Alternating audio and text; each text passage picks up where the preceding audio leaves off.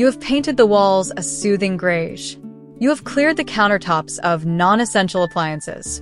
From the outside, your kitchen looks like a sanctuary of minimalist calm. But what happens when you open a drawer?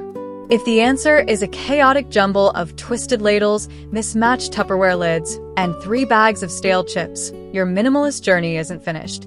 It has only just begun. True minimalism is not just an aesthetic, it is an operating system for your home. It isn't about hiding the mess behind closed doors. It is about creating a system so efficient that the mess never accumulates in the first place. When every item has a designated home, cooking becomes a joy, not a foraging expedition. This guide goes beyond the surface to tackle the engine room of your home, your storage. Here is how to organize your kitchen cabinets and pantry with the precision of a chef and the soul of a minimalist. 1. The pre-organization purge. You can't organize clutter. Before you buy a single acrylic bin or drawer divider, you must confront a hard truth. Storage solutions are not a cure for hoarding. If you try to organize items you don't use, you are just shuffling clutter. Empty every single cabinet and drawer. Yes, all of them. Lay everything out on your dining table or floor. The duplicates. Do you have fork and openers? Keep the best one. Donate the rest. The aspirations. That pasta maker you bought 5 years ago and used once? It is taking up prime real estate. Let it go. The just in case. Plastic takeout containers are the enemy of order. Recycle them and invest in a single, matching set of glass food storage containers. The golden rule. If it doesn't fit comfortably in your designated storage space, you have too much stuff, not too little space. 2. Strategic zoning. The point of use principle. Minimalist organization is built on logic. Stop storing items where they fit and start storing them where they are used. This reduces friction in your workflow and keeps the kitchen tidy because it is easier to put things back. Create activity zones. The coffee zone. Store mugs, coffee beans, filters, and spoons in the cabinet directly above or the drawer directly below your coffee maker. You shouldn't have to walk across the kitchen to make your morning brew. The prep zone. Knives, cutting boards, and mixing bowls should be within arm's reach of your main workspace, usually the island or the counter between the sink and stove. The cooking zone. Pots, pans, spatulas, and oils need to be right next to the stove. If you have to take 3 steps to get the olive oil, it's in the wrong place. 3. The vertical revolution. Stop stacking. The most common mistake in kitchen storage is stacking. Stacking creates a tower of doom. To get the frying pan at the bottom, you have to lift 3 other pans. This is friction. Friction leads to mess. File, don't pile. Baking sheets and cutting boards. Install vertical dividers in a lower cabinet. Filing your cookie sheets and cutting boards vertically, like books on a shelf, makes them instantly accessible. Lids. Never throw pot lids in a drawer. Use a lid organizer on the back of a cabinet door or a vertical rack inside a deep drawer. Platters.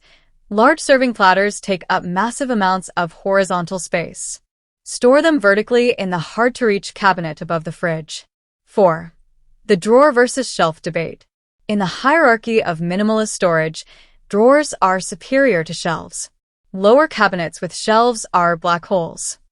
Items get pushed to the back, forgotten, and expire. You have to get on your hands and knees to find the colander. If you are renovating, choose deep drawers for your lower cabinets. They pull the contents out to you, providing 100% visibility. Retrofitting shelves. If you are stuck with standard cabinets, install pull-out shelf organizers, roll-out trays. These mimic the function of a drawer and will revolutionize your access to heavy pots and appliances. 5. To decant or not to decant. Search Minimalist Pantry on Pinterest, and you will see rows of identical glass jars with customized labels. But is this practical? The case for decanting. Visual calm. Original packaging is designed to be loud and distracting, adds bright colors. Transferring staples, rice, flour, pasta, sugar, into clear, uniform containers reduces visual noise significantly. Inventory management. You can instantly see when you are running low on quinoa. No more shaking an opaque box to guess if it's empty. Space efficiency. Square, stackable containers maximize shelf space better than odd-shaped bags and boxes. The reality check: only decant high-turnover items. If you only eat lentils once a year, don't put them in a jar. Keep a backstock bin, a large basket, on a high shelf for the awkward bags of overflow items that don't need a dedicated jar. 6. The junk drawer rebranded. Even a minimalist has miscellaneous items: batteries, rubber bands, pens, tape. The problem isn't the items, it's the lack of structure. Rename your junk drawer to the utility drawer. Divider inserts. This is non-negotiable.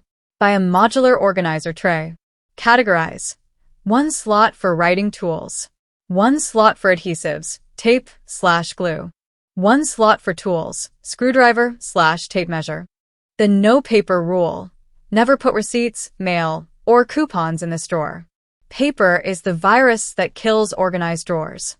Process paper immediately, recycle, file, or action. 7. The daily reset. Maintenance is key. The most beautiful organization system in the world will fail without maintenance. Minimalism is a habit, not a destination. Implement the closing shift routine.